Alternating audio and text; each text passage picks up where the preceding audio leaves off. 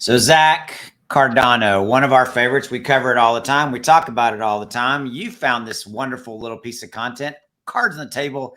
I haven't read this yet, but the title got my attention. So what do we got going on here, brother? The Cardano, the man himself, saying that they don't need crypto to be successful. What? Yeah, this was an interesting one. So I covered this one a couple of days ago on the channel, and it was interesting. They gave a big backstory of kind of Hoskinson's history with Vitalik Buterin. You know, he came from Ethereum, one of the co-founders there of Ethereum, spent a little bit of time there, and obviously just didn't see eye to eye with Vitalik Buterin and the way, and really his process, right? So, you know, if you know anything about Charles and Cardano and how they operate, it's very, very deliberate. It's very slow. So Ethereum has this philosophy of let's get it done, let's get it out there and fix it later. I mean, look what's going on right now, right? I mean, you had all the congestion on the network and you're paying crazy gas fees, but they're like, hey, let's be first, and we'll fix things along the way, work for them. Work for it. Worked. Yeah, they grab market share.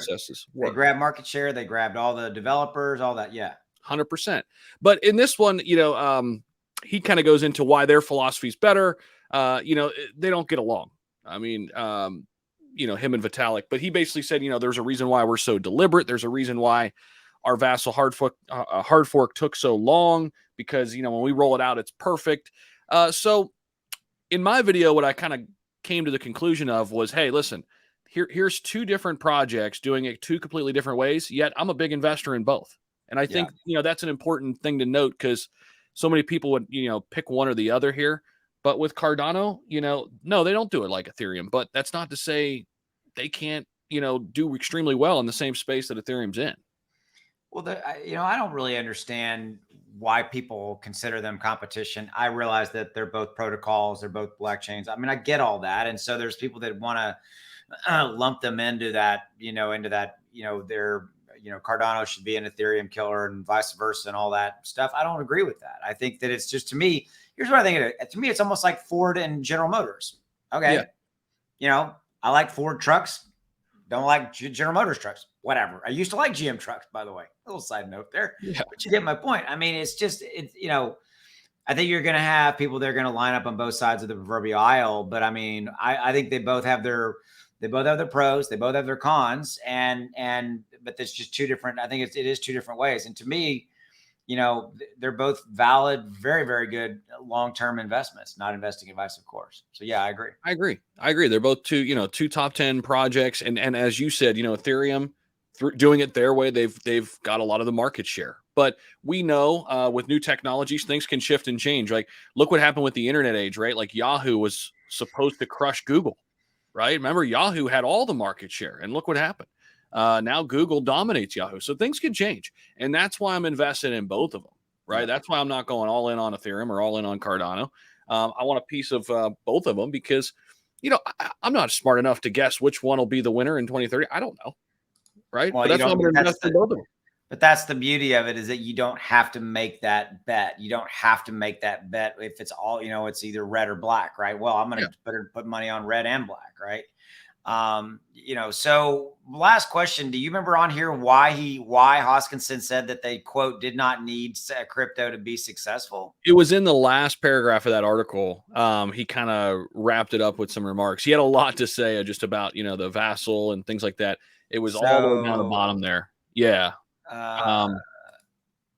He wouldn't say that even if crypto never gained mass adoption, the Cardano community can grow to billions of users without poaching a single one from Bitcoin or Ethereum. So that was something else he was talking about. This was interesting too, Austin. So he was basically saying like our community is so much more close and tight knit than the Bitcoin and Ethereum communities of the world, because that's how we grew it. Whereas like everybody kind of jumped on board with Ethereum and Bitcoin, but they're really not like as passionate as the Cardano community is. And I can kind of see that. Like there's some merit to that. It's not as big as the Ethereum and Bitcoin communities though too. So, you're not saying that they're like Cardano maxis, MAXIS. You're saying you're not really that. You're talking about more of the I guess really kind of the spiritual warrior. They've the Cardano devs the people building projects on Cardano have really went all in on. Okay. Yeah. Yeah. And I mean, the other point too, and don't quote me on this number, but it's roughly 70% of all Cardano is staked. At least it was at one time, Well, that makes which sense. is Obviously. insane, right? Yeah. I mean, that just kind of goes to show you how how people feel about the longevity of Cardano. They're like, yeah, I mean, I'm in this thing for the Yeah. long haul, so I'm locking up some tokens, and we'll see There what you go. happens. All right. Well, that's what we got on Cardano. Interesting. They say they don't need crypto to be successful. That's really interesting, intriguing that Hoskinson would say that. But this is what makes crypto fun. He's So outspoken. He's fun. Oh, He's great to cover. yeah, you gotta love Charles, and and I love that he's a nerd at heart, but he also kind of gets but he also has this attitude of like, I'm just gonna say what I'm gonna say. It is what Exactly. He's unfiltered, and I think people like that because Yeah. he doesn't give a rat's know Well, what. he's got a few dollars in the bank too. That That helps. tends to change the thing. That helps. All right. He's done pretty well. Yeah. So anyway, way of wrapping up.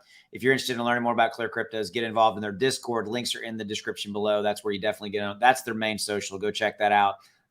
And you'll find almost everything you need to know about it. I'll see you. Have a good one. See you guys.